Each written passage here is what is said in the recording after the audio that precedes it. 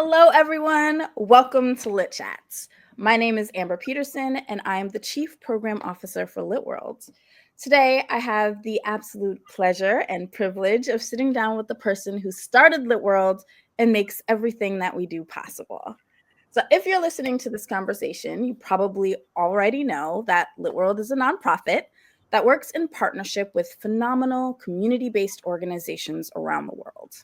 Together, we deliver literacy programming and create safe and brave spaces for young people and communities to celebrate their stories and learn the world through them.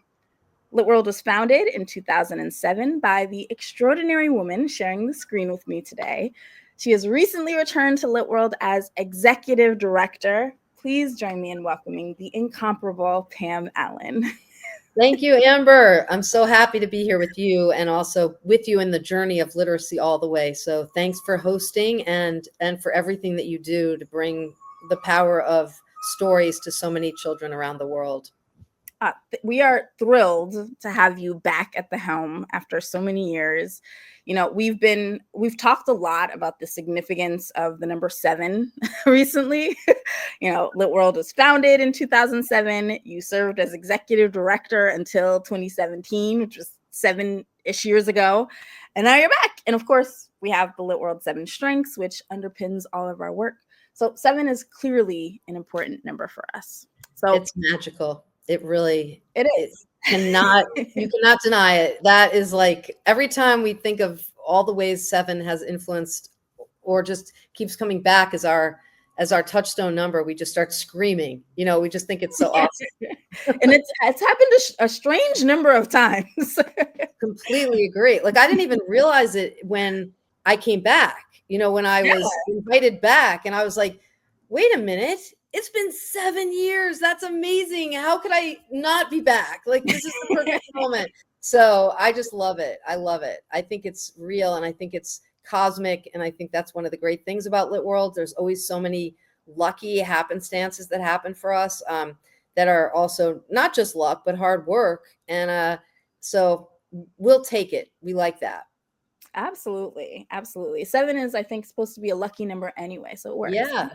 So let's start by going back to 2007. Why did you start LitWorld? What drives your passion for literacy? And what have you been up to over the last 17 years? A small set of questions. Well, I love going back to the beginning of LitWorld because the world was in a lot of, turmoil at that time. The economy was really in upheaval. There were lots of people struggling. And it wouldn't have seemed on the surface to be a good time to start a new nonprofit. And by the way, many people told me that this is a terrible time to start a new nonprofit. Nobody's going to want to donate to a new cause. It feels really risky, and that just made me all the more convinced that this was the right time. I always feel like that. I say that to people, younger people just starting out in their professions, that when you really love something, you will have to fight for it. There will be times when you will have to fight for it. And for me, I felt in 2007, I was traveling internationally a lot at that point. I was being asked as a literacy educator to give speeches in different countries and different places. And I was having this growing sense that there's a place in the world for a new kind of organization, not just about book donations, which it seemed a lot of nonprofit literacy organizations were about. And believe me, I love book donations. Don't get me wrong. I'm a big advocate for access to books, as everybody knows. But I felt like there was something missing from that equation. And that was people's own understanding of literacy, how they use literacy in the world. And when I saw the response I got when I travel around to different countries and I'd visit with people and somebody on the radio would announce, Pam Allyn's a literacy educator. She's coming here to give a speech for teachers. And then within a day, the space we have planned to have this event happen was packed with people. Teachers would come from all over, just any way they could get there. Parents would come, teachers would come. And I thought this is very important, as I always knew and felt. But in 2007, with the world in such a fragile place, and I felt like all the more parents and teachers we're saying literacy is the way up. It's the way towards something that feels like every child will have a toolbox of opportunity. And no matter what happens, we want our children to be literate. We want them to be able to read and write and speak and listen and communicate as well as they possibly can for whatever the world is going to bring. So that was 2007. And I came home from one of my travels, sat down with, invited a group of friends to join me around a dinner around my dining room table. I have lots of dinners around that table. And I sat them down and I said, I have a vision. I've been percolating this mantra in my mind, this word LitWorld, just over and over. And this friends at my table said, but what does it mean? What is it going to be? And I said, it's going to be something new in tackling illiteracy, but I'm not exactly sure what. I just know it has to be a global event. It has to be a global experience because we're all united by this power of story. And that was it. That became our first board meeting. Those friends became my founding board. They were my first donors, and believed in me and a vision. And what I'll say about a vision is a vision doesn't have to be already the steps have already come clear, because what I wanted to do is go back and ask a lot of the people I had met and the people I had visited with and the people I work with here in the United States to tell me, what does literacy mean to you? How can we grow this work? How can we make it matter? How can, yes, we give you books in hand, but also you are in charge of your own destiny. That was a very important thing for me because I was so impressed and inspired by the people I met in the countries I traveled to who are just, in spite of all odds, doing unbelievable work on the ground. And I knew right from the beginning that the work had to be about community-based leadership. It had to be also really strongly about people who don't often get funding from big agencies like other agencies, huge agencies that we know are global agencies that do a lot of good work. But what I noted was oftentimes women in their grassroots locations were not getting funding for literacy work. An opportunity like that wasn't greeting women. And so we said from the beginning, 2/3 of the world's illiterate people are women and girls. So we want 2/3 of our funding to always go to women and girls. And that's stayed steady for all these years since. And throughout the years since the beginning, I'm amazed at how much LitWorld has grown and what we've been able to accomplish thanks to you and to our team and to all of our partners on the ground. But the fundamental principle was literacy can happen anywhere because it starts with the power of your own stories. So even if you don't yet have books in a community or screens or pens or pencils, you still do have the power of your own stories. And that's where we begin. Nobody is coming empty-handed. Everybody is coming with their own stories. And then the other piece is that as LitWorld began to grow, I also wanted to make sure that I could bring to LitWorld all of my network of experts and the network of literacy advocates who are out there, my co-author, Dr. Ernest Morel, lots of the people in my literacy sector, in public education, helping us to think and learn about new practices and new best practices for literacy. So that learning has never, ever stopped for me. And even when I took my 7-year sabbatical, one of the things I was doing a lot of work on was thinking about the science of reading and the way the mind is developing those skills for reading. And at the same time, bringing to that world the joy and purpose and holistic intention of literacy the way LitWorld sees it. So my work is to marry those worlds and not have things be so separate in the world of learning for children, because they need us to be connected. Yeah, I love that. And I've heard the story of the origin of LitWorld many times over the years. And I never fail to be inspired by it. And I think you're right. Like, LitWorld has changed a lot since 2007, but I think at its core, it has always been a space where we were really kind of exploring literacy and evolving with this concept of literacy as it changes and shifts in the world. Exactly. I could not agree more. And the best people who always guide us the best on that subject are the children and teenagers themselves, because they're always looking at how they love literacy. They love the idea of communicating, of being in touch, of being connected with one another. They love the idea of holding a book in their hand and being able to feel connected with someone through a read aloud or through some kind of experience they're having to share their own story.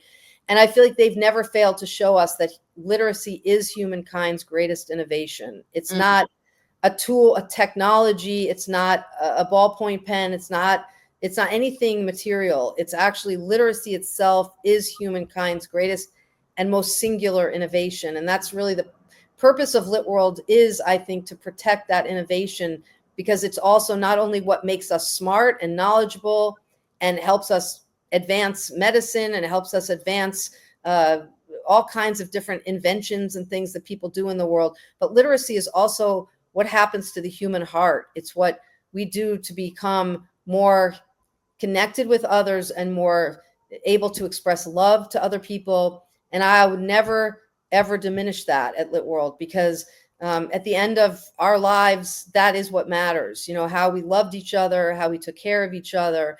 And the way we express that is through literacy, no matter what, whether it is through a text message or whether it is through me speaking that to someone, or whether it is through me listening to someone and hearing that and receiving that love. Love is literacy. And that is really something that I think we cannot forget.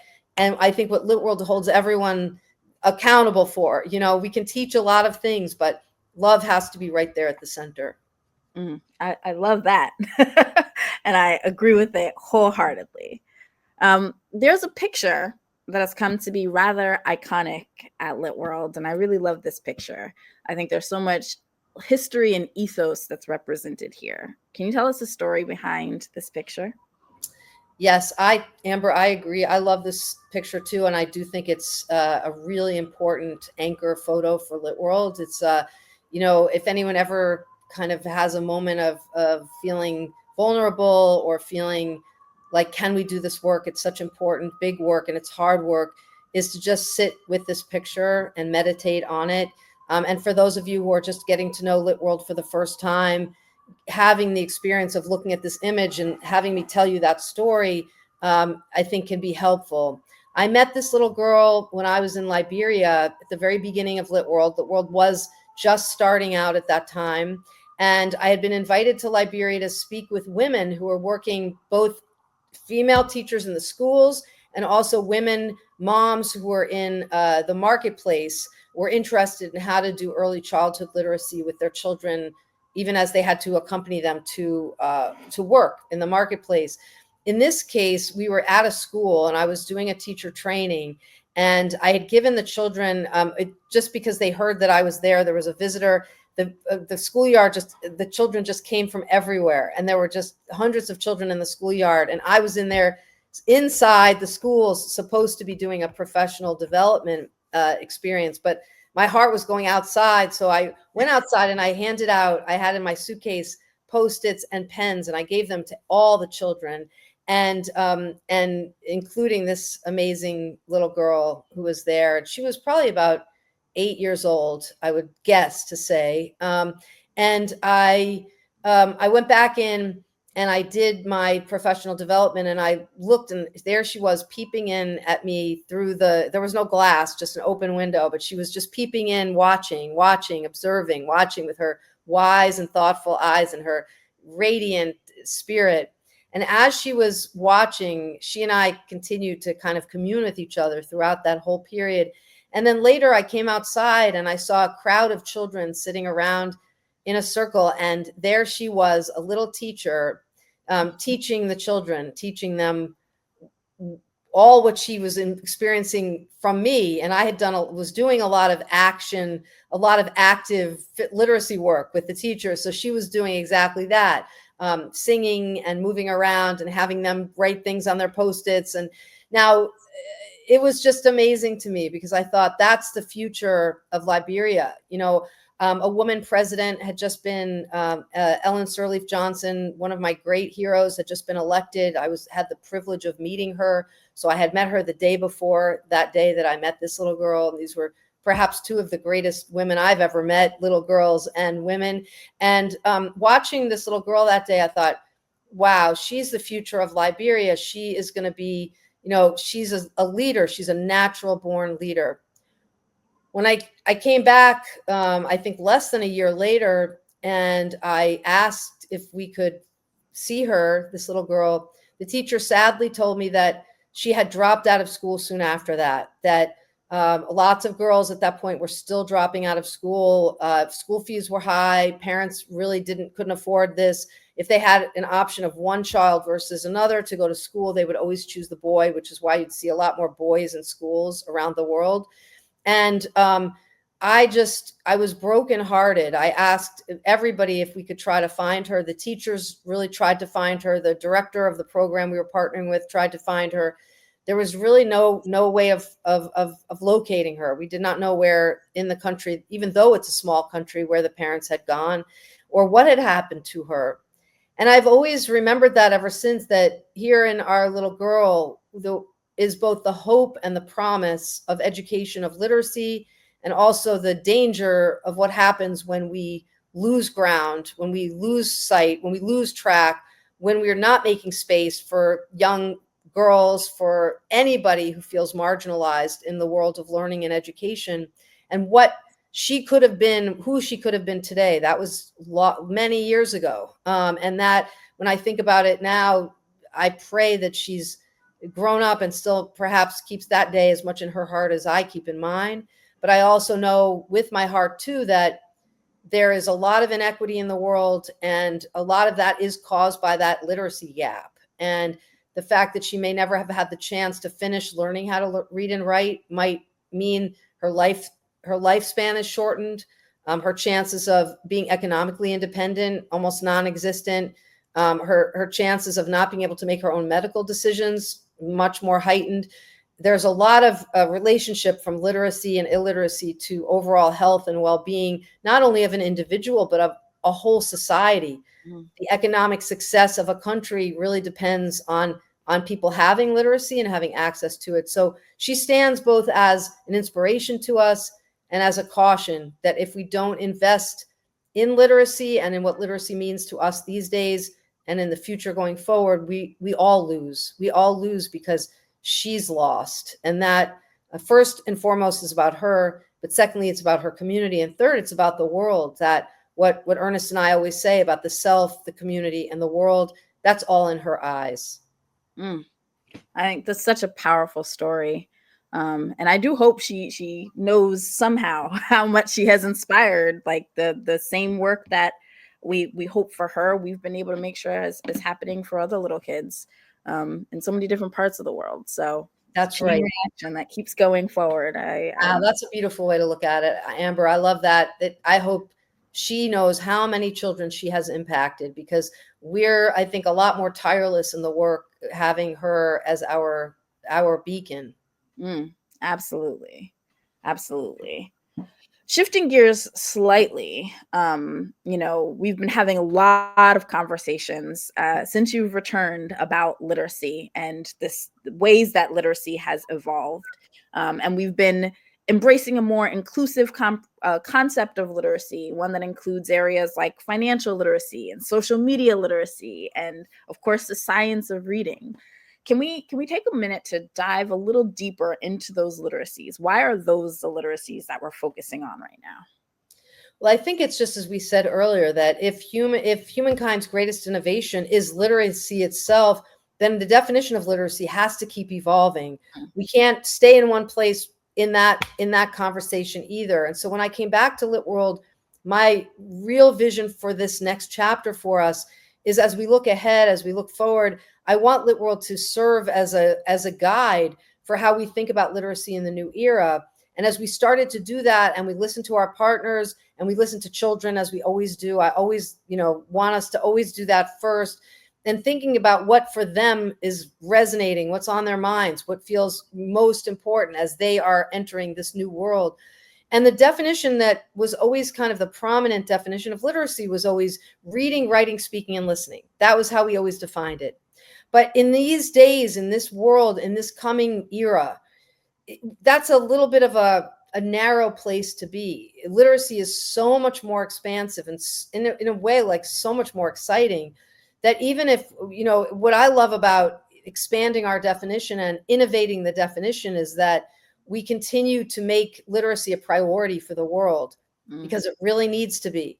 If we can't communicate and we can't feel a sense of power within ourselves and agency to do what we need to do to make ourselves known in the world and to help others in the world, then tools don't mean that much. So what we did was we started to really think about what themes were emerging for us.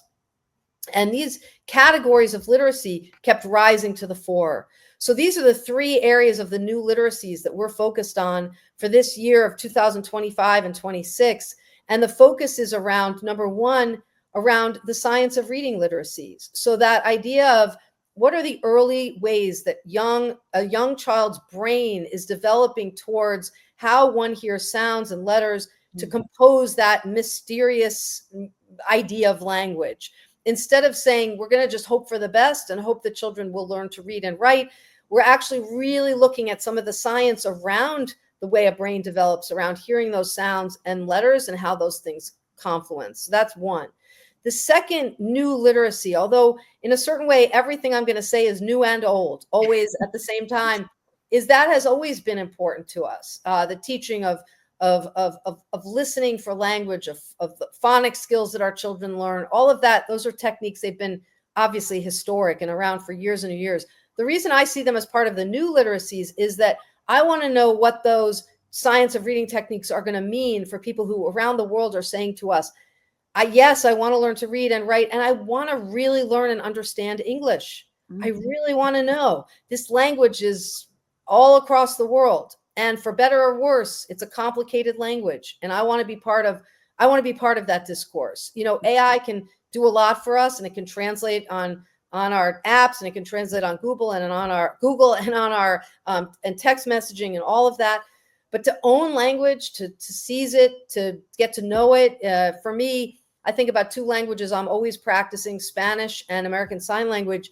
And in each of those languages, I'm continuously growing and learning and understanding not only the discourse of those languages, but the grammar of those languages. And that's what I want everyone to be able to do at LitWorld in their home language, but also English, because that's what they're asking for. And that's what we want to make sure we do. So that's a new literacy in a certain way. It's to say, how can I apply what I know about the science of reading to help the world do what it wants to do with literacy? So that's number one.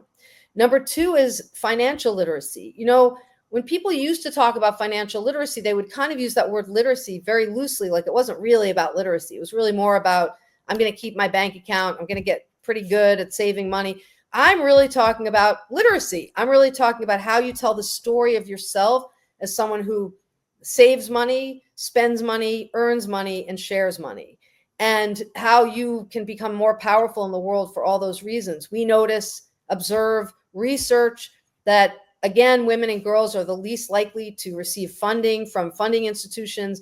They're the least likely to have bank accounts. They're the least likely to be able to start entrepreneurships. And so we want to change that. Financial literacy is a way for us to apply the 7 strengths model of literacy learning to helping people think about their financial lives in a greater sense of empowerment. So, you know, as one of our amazing board members, Sue Atkins, once said to me, a budget is another way of telling a story. It's telling the story of your vision for the work and how you're doing this work.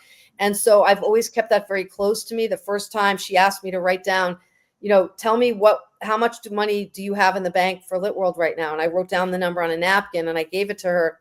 She pushed the napkin back to me and said, this is the beginning of the LitWorld story. This is the story. What is the story we want to tell with the budget we have? And that changed me. And I feel like that empowered me. And thanks to Sue, we always think about our budget like that. You know, it's a beautiful vessel for us to help us tell our story. And that's what I want to share that message with people, with our lit clubs and our lit camps and all of our lit circles around the world, especially our moms lit clubs. And then the third container of our new literacies is social media. And because one thing I do notice is that I think there's a lot of inequity on our social media platforms. People with a lot of access to privilege and a lot of access to wealth get to say a lot to a lot of people. And to me, that feels really unfair. These are free platforms. Anyone can use them. What's standing in the way? Literacy. If people feel like they're not confident and they feel vulnerable, they're not sure how to tell their story, they're not sure how to make a narrative work for them, they're not sure how to speak up if they don't like something, or to speak out, or to speak against, or to speak for something.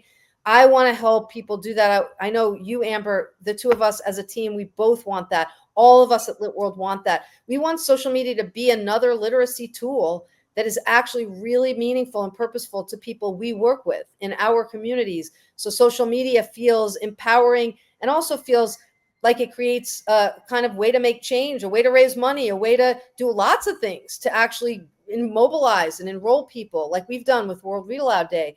I want everyone in the world to be able to use social media as a literacy tool. And so that's the third in the new literacies. And we include AI in that too, because AI is, we can all say, oh, never mind, we don't have to do anything anymore, we've got AI, but nobody really wants it to be like that. You want it to be a tool just like anything else that's not going to destroy humanity, but actually it's going to help us to be more knowledgeable and to be able to share our stories more effectively. So we have to teach people how to do that. Very well put. And like we've been having these conversations, and I'm so excited to dive into each of them a little bit more closely. And it strikes me as we continue to like embrace all of these different parts of literacy, the definition of literacy becomes a little bit more complicated, but it becomes also just way more simple. It's all the different ways that we are communicating with the world. We're sharing our experiences and taking in experiences. And to your point, the more ownership, the better we're able to use the tools that we have to do that, the more agency we have as individuals, the more power we have as communities to be able to shape the world in the way that we want to. So I love that. Very excited. I love what you just said about shaping the world the way we want it to be. And that sums it up. I mean, what a great way to say that you just said. And I think too, we've asked our partners, our community-based partners, about their definitions of literacy, and they've been very inspiring. And, anybody listening to this chat might also just, take a minute to sit down at home with your family, ask your kids, how would you define it these days? A lot of what our partners had to say about it was about critical thinking skills and being able to read the world in a way where, especially with AI, we don't know. Sometimes people will say to me, I don't know what's real and what's not real. And I think that's a good caution. And literacy is a way to protect ourselves from false information, from information that might be dividing us from each other and making us feel at odds with each other.